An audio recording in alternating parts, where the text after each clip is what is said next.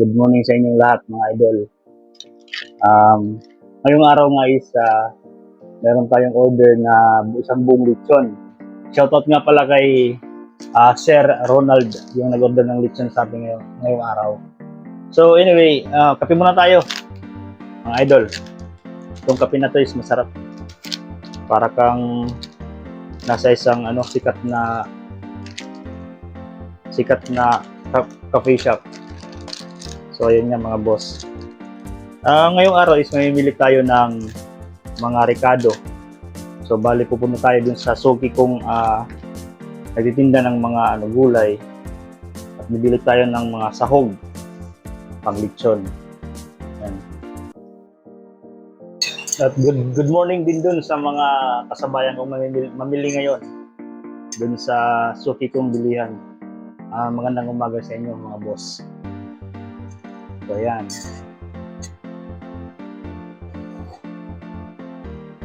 Alam nyo mga idol, talagang masarap talaga yung araw pag sinisimulan mo ng masarap at mainit na kape. Kahit walang tinapay, solve na. Parang kompleto na yung araw mo pagka nakapagkakape ka sa umaga. So yun na nga, hindi na natin papatagalin to kasi baka tayo malate pa. So ayan, tara. Bili muna tayo ng mga Ricardo.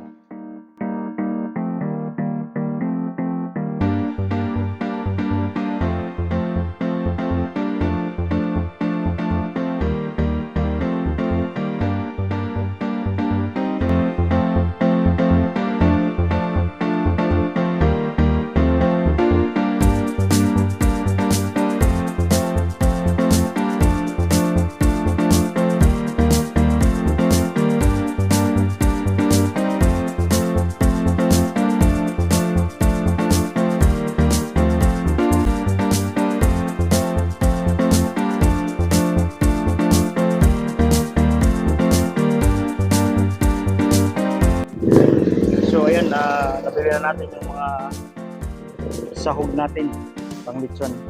Dadali na natin ito ngayon dun sa ating katayan. So ayan. So ayun, nabili na nga natin yung mga gagamitin nating pang lechon. Karon tayo ditong tanglad, mantika para mamaya. Kaya ipang pupunas natin sa lechon. Yung siling ay sibuyas dahon, siling green, at saka sibuyas, yan, luya, bawang, yan, makupa, yan, asin, yan, importante yung asin kasi yun yung nagpapalasa sa lechon, paminta, bitchin, saka bay leaves. Akong Tagalog ng bay leaves. Yan. Saka bubili rin tayo dito ng buko. Yan, sabaw. Ito rin yung pinupunas natin doon sa lechon natin para maging malutong siya. Ayan, dahon. Dahon ng saging para sa ilalagay natin doon sa pagbalot ng lechon natin. Saka aswete. Yan, para dun sa bupis. So, hinihintay na lang natin yung mga tao natin na magkakatay. Yan. At saka maya-maya gagayatin natin yung mga pinamili kong Ricardo para sa lechon. Medyo maaga pa naman. So, hindi lang natin mapapakita mga idol yung pagkakatay ng baboy. Baka tayo guideline dito sa baka tayo magkaroon ng violation dito kay YouTube at saka kay saka sa Facebook. So ayun. Pero ay papakita ko sa inyo mamaya kung paano lagyan ng Ricardo yung lechon at saka paano ilutuin yung lechon baboy. Kaya stay tuned lang mga idol. At may ganun ba talaga yun pag nag-vlog? Anyway, yun. Stay tuned lang mga idol. So ayan na, ito na yung oras na simulan natin yung paglilitsyon. So una, gagayatin natin ito, pinamili natin mga ricado kanina.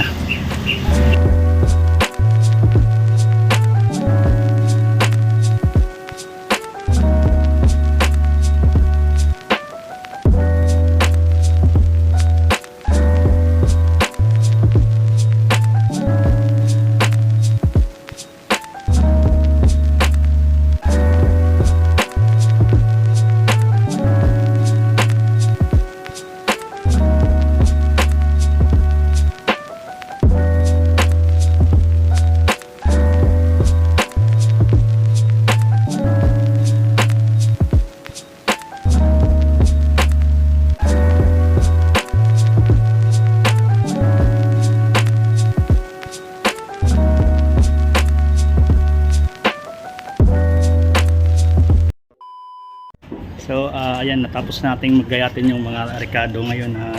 Nalinis na rin natin itong tubo na gagamitin sa paglilitsyon.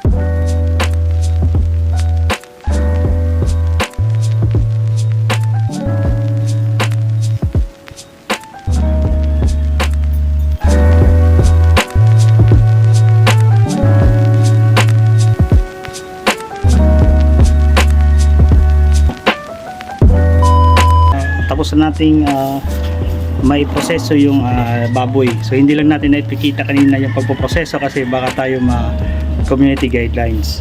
So ngayon lalagyan na siya natin ng mga ricado sa loob ng tiyan ng baboy. Ito. So itong mga ricado na to, bawang, tsaka ito yung ginayat natin kanina, ilalagay na natin ngayon sa loob ng tiyan ng baboy.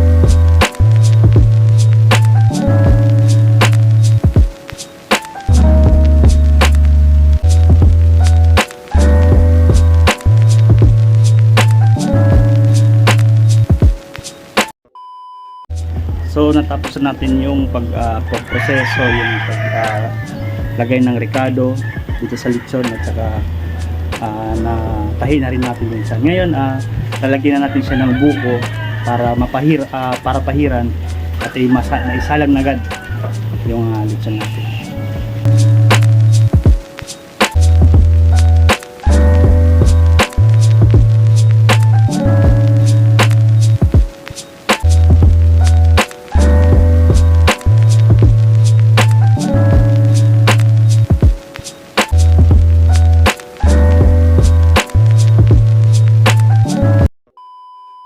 So ayan na, tapos na natin siyang pahiran.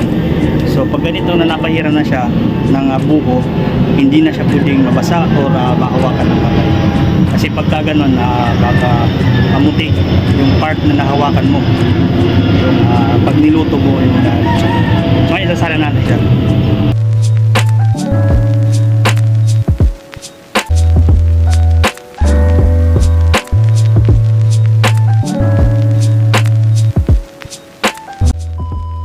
So ito i-start na nga namin ikutin yung lechon ay yung baboy. Yan. So ito yung nag-ikot natin. Gwapong gwapo. Hi ka muna din. Hi. So ayan. So yung lechon na to is iikutin siya mga 1.5 hour to 2 hours. Yun yung tagal ng pag-iikot ng lechon na to. So ayan.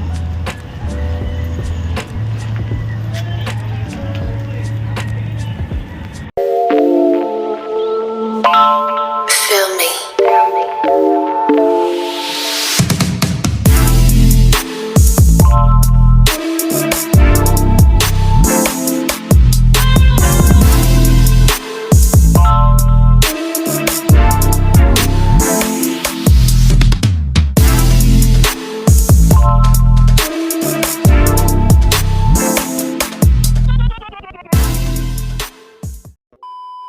So after 20 minutes makikita nyo na namumula na, nag-start nang mamula yung ating lechon. So yung paglilechon, kailangan mo rin bantayan yung balat. Minsan kasi pag sobrang mainit yung baga, lumulobo yung balat niya. So kailangan mo maagapan yun para hindi bumitak or mabiyak yung kanyang balat. So yan. Kailangan mong kontrolin yung apoy. So check mo. At saka dapat tama rin yung pag-iikot ng lechon para ma-perfect natin yung lechon. Pero anyway, hindi naman na kailangan talagang perfect kasi hindi mo naman talaga 100% mapi-perfect. Pero at least kahit paano, maiwasan natin yung magbitak-bitak or mabiyak yung balat. Kasi dyan nagsisimulang lumambot or tumigas. Hindi na siya malutong.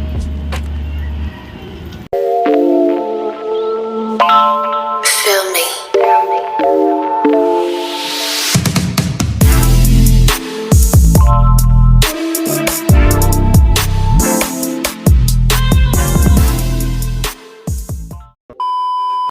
So ayan, after 40 minutes, yun, 40 minutes na.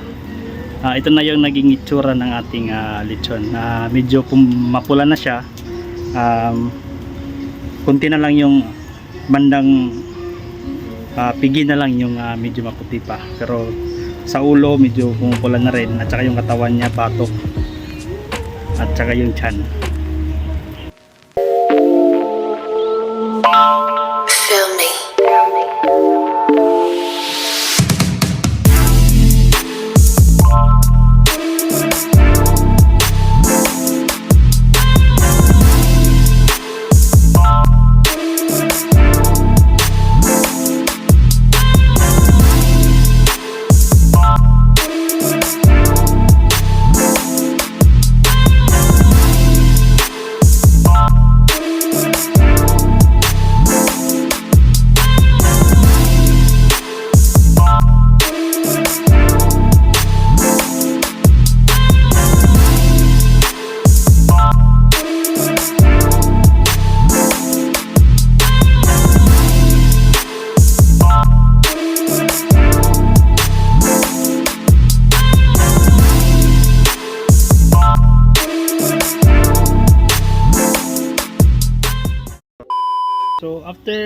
hour, ito na po yung itsura ng ating lechon baboy. So almost pula na po siya lahat. Dito sa parting pigi meron na siyang kunting puti pa, indikasyon na medyo hindi pa siya luto. Pero anyway, paluto na to, mga like 30 to 40 minutes. Pwede na tong hanguin.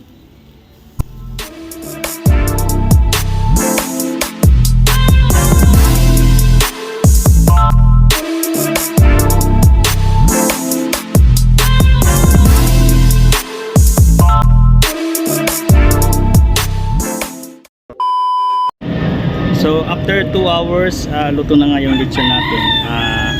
Hahanguin na natin siya para malinisan, matanggal yung mga itim-itim sa kanyang balat at ma-ready na para mabalot.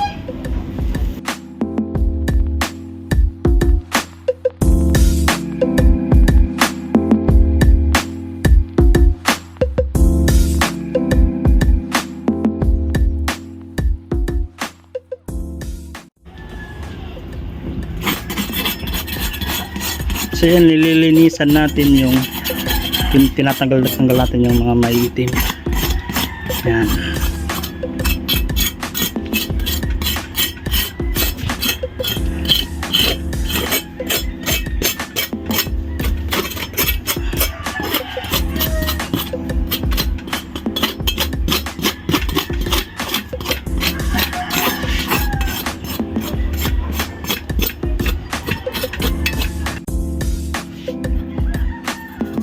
Bali, tinatanggal-tanggal lang natin yung mga may itim-itim. Ito yung mga excess na mantika na galing sa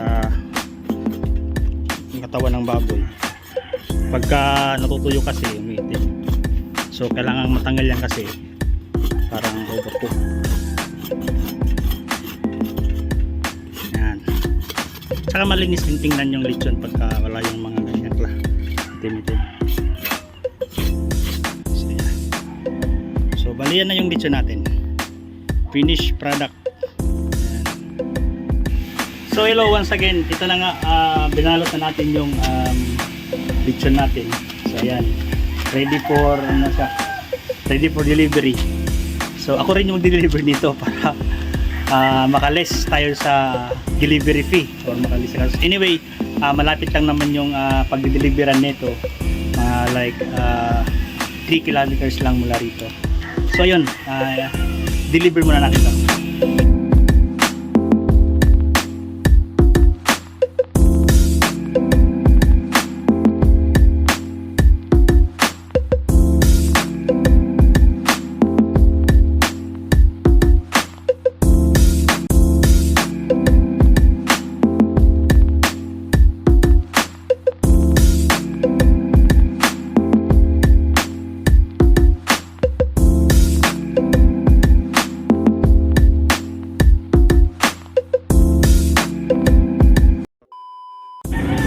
So ayan na nga, naisakay na natin at naikarga na yung lechon.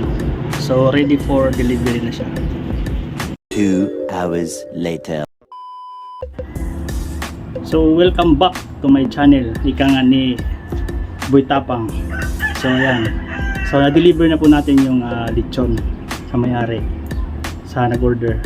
So hindi nga lang natin na videohan yung pagdi-deliver kasi wala pa tayong cellphone holder na pwedeng gamitin. Pero anyway, nag-order na tayo para sa next video natin na ipapakita natin sa inyo yung pagdi-deliver ng lechon.